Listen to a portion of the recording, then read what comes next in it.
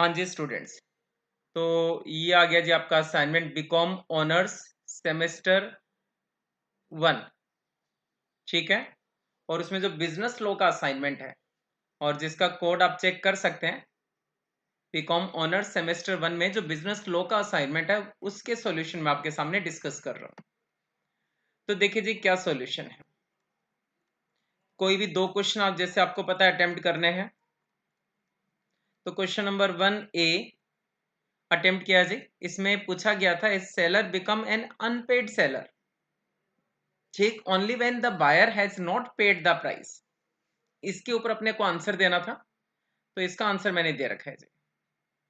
पहले मैंने बताया कि अनपेड सेलर कौन होता है। ठीक। उसके बाद में राइट बताइए जी, right of unpaid seller against the buyer. क्योंकि बायर का जो चेक है, बायर ने पेमेंट नहीं किया है, तो क्या क्या राइट मिलेंगे सेलर को। क्योंकि इसमें 3 पार्ट थे, तो इतना कोई ज्यादा बड़ा चढ़ा के आंसर नहीं लिखना था अपने को। शॉर्ट नोट के रूप में आंसर देना था इनका। ठीक है जी। दूसरा है कि एक लेडी है जिसको क्या है जी, जिसकी स्किन जो है सेंसिटिव है, तो उसने कोट परचेज किया जिसकी वजह से उसको प्रॉब्लम हुई, लेकिन उसने अपनी ये प्रॉब्लम डिस्क्लोज नहीं की थी सेलर के सामने।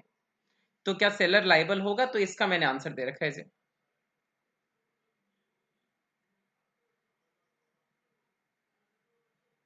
फिटनेस ऑफ गुड्स,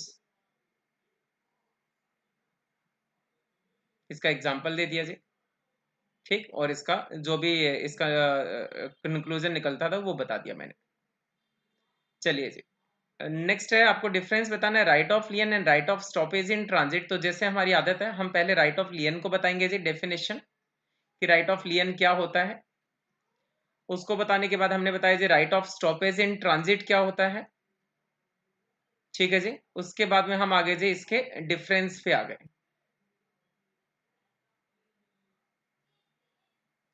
तो ये रहे जी दो डिफरेंस, ये हो गए। ये तीसरा डिफरेंस का आप स्क्रीनशॉट ले लीजिए। उसके बाद में ये हो गए जी आपके 4 और 5। ठीक। ये क्वेश्चन नंबर था आपका, पार्ट ए चल रहा था। उसके बाद आते हैं जी पार्ट बी पे। एक सेलर जो होता है अपने से अच्छा टाइटल बायर को ट्रांसफर नहीं कर सकता, इसके कुछ एक्सेप्शन बताओ। ठीक। तो इसके जी बताए पहले मैंने, पहले इसकी थ्योरी लिखी, फिर उसके बाद में इसके एक्सेप्शन डिस्कस करूंगा।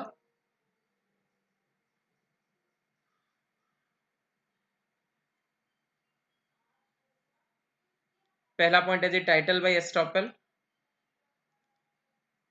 दूसरा है जी सेल बाय एजेंट।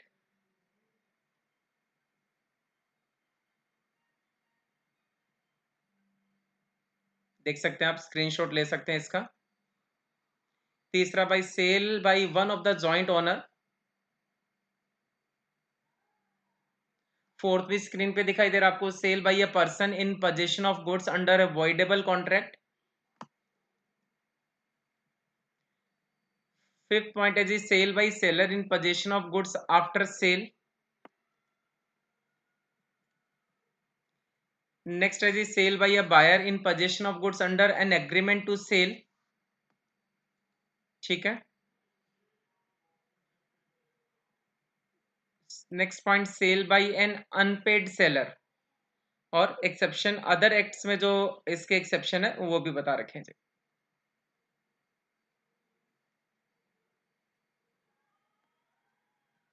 ठीक है जी। चलते हैं नेक्स्ट क्वेश्चन पे। नेक्स्ट जो मैंने अटेम्प्ट किया जी 4A। इसमें ट्रू फॉल्स बताने थे और रीजन भी बताने थे। तो फर्स्ट का मैंने बता दिया जी, फर्स्ट आपका ट्रू है। फिर भी आप देख लीजिएगा अच्छे से समझ के एकदम, फिर आंसर कीजिएगा।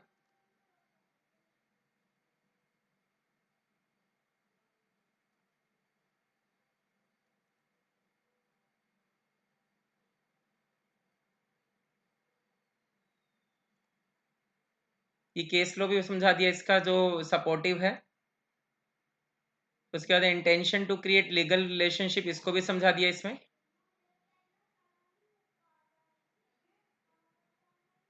ठीक है जी।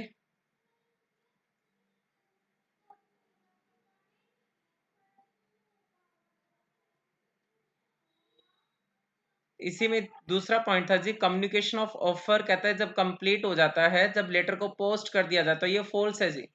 तो ऑफर का कम्युनिकेशन तब कंप्लीट होता है जब वो सामने वाले के पास पहुंच जाता है, ठीक है, लेटर पोस्ट करने से नहीं होता। तो इसका भी मैंने विद एग्जांपल आपको समझा दिया है कि इस तरह से एक लेटर पोस्ट किया गया इस, ठीक, आपको समझा दिया कम्युनिकेशन ऑफ ऑफर।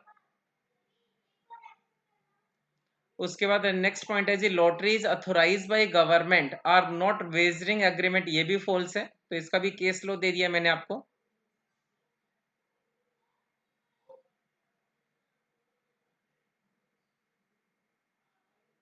उसके बाद इसी क्वेश्चन का जो बी पार्ट था, discuss the position of minor in a contract, एक माइनर की पोजीशन बतानी थी जी।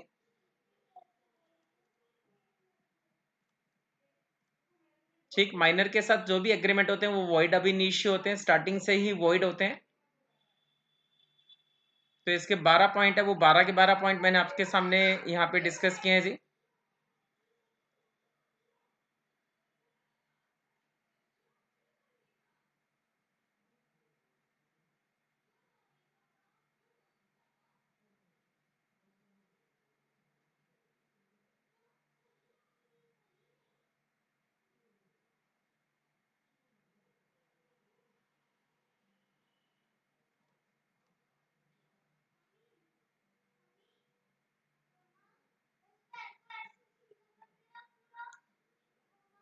ठीक है जी, देख पा रहे हैं आप लोग?